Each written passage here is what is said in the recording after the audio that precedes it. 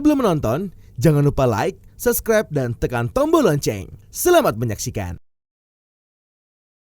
Pemerintah Indonesia mengajak World Tourism Forum Institute untuk bergandengan tangan dengan negara-negara anggota ASEAN membuat program dan kegiatan yang dapat mempercepat pemulihan pariwisata. Menteri Pariwisata dan Ekonomi Kreatif Sandiaga Salahuddin Uno dalam acara Global Tourism Forum Leader Summit Indonesia 2021 di sesi Ministers Talk dengan topik Reopening Asian Tourism Destination for International Tourists mengatakan sektor pariwisata dan ekonomi kreatif siap berkolaborasi untuk memulihkan perekonomian pasca pandemi.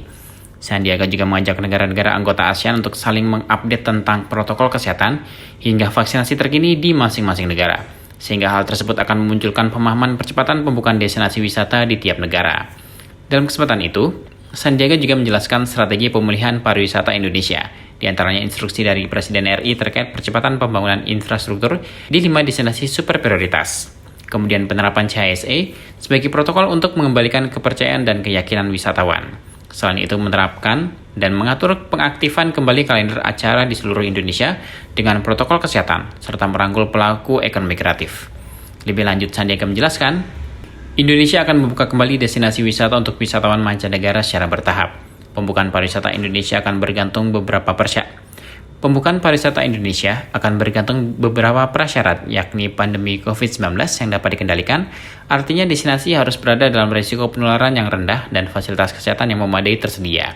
Selain itu, persiapan pembukaan pariwisata Indonesia juga mengharuskan percepatan vaksinasi, memastikan kesiapan pelaku usaha dan seluruh masyarakat dalam menjaga penerapan protokol kesehatan yang ketat dan disiplin secara end-to-end, serta kesiapan industri pariwisata untuk menerapkan protokol CHSE yang dilengkapi dengan Peduli Lindungi. Adapun bagi wisatawan mancanegara yang akan berwisata ke Indonesia nantinya juga akan ada persyaratan yang harus dipenuhi, yakni wisatawan mancanegara dari negara-negara yang menjalin skema Travel Corridor Arrangement dengan Indonesia. Wisatawan harus memenuhi persyaratan pelaku perjalanan internasional seperti menunjukkan sertifikat vaksin COVID-19 dosis lengkap, melakukan karantina selama 8 hari, serta melakukan tes PCR sebanyak 3 kali. There are two important messages. First, message of confidence. And we would like to signal to the world that Indonesia is confident that we're handling the pandemic and we're reopening soon with a very strict health protocol. Second message is the message of revival. We would like to ensure that the tourism sectors, which opens up 14 million jobs for Indonesians, is ready to be revived. The industry brings so many contributions. Its shares to GDP, its shares to employment, and also to local empowerment. I would like to also especially acknowledge that at the regional level, ASEAN has been doing various endeavors to safeguard the sectors. Back in April 2020, a special meeting of the ASEAN tourism ministers on coronavirus disease have set up guidelines and made consensus on hygiene, safety for tourism sectors to review ASEAN competency standard for tourism professionals. We also endorse a study for post-COVID-19 recovery for ASEAN tourism and also ASEAN Travel Corridor Arrangement framework. At the national level, we have put in an Indonesian care, or I Do Care, that is encapsulated by the certifications of CHSE, Cleanliness, Health, Safety, and Environmental Sustainability.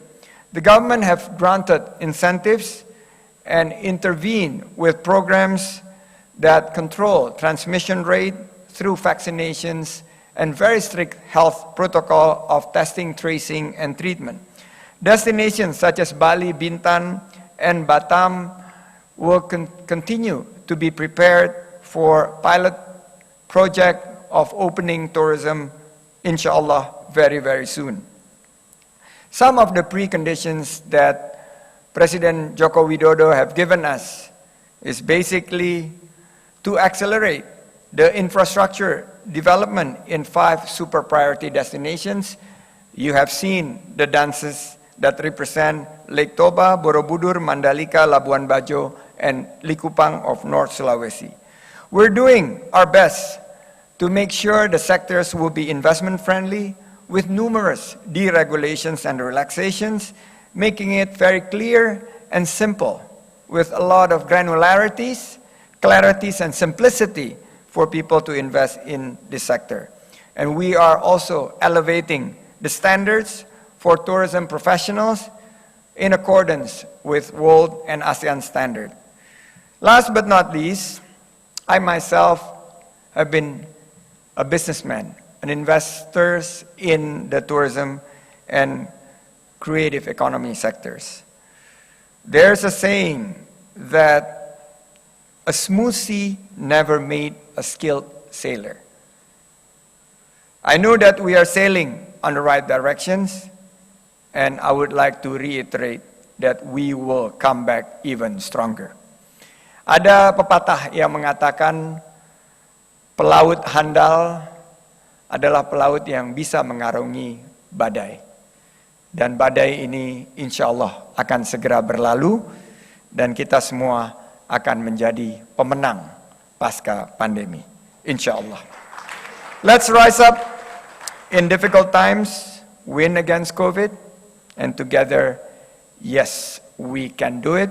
And thank you very much for selecting our President, President Joko Widodo, as the man of the world tourism according to the Global Tourism Institute Forum. Thank you very much.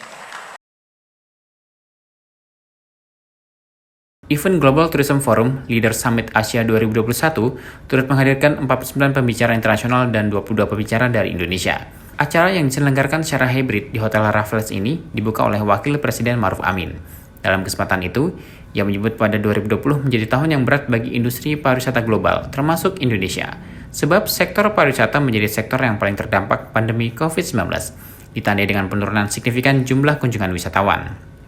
Data UNWTO menunjukkan jumlah wisatawan internasional menurun 74% secara global akibat pandemi, dengan kehilangan potensi pendapatan mencapai 1,3 triliun dolar Amerika Serikat, serta 100-120 juta pekerja pariwisata kehilangan pekerjaan.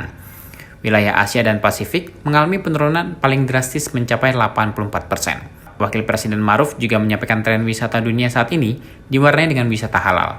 Namun saat ini implementasi pengembangan wisata halal di Indonesia masih terkendala karena masih rendahnya literasi masyarakat mengenai konsep wisata halal. Oleh karena itu, ia mengajak berbagai pihak untuk meningkatkan literasi konsep wisata halal. Tim Eljan Media melaporkan.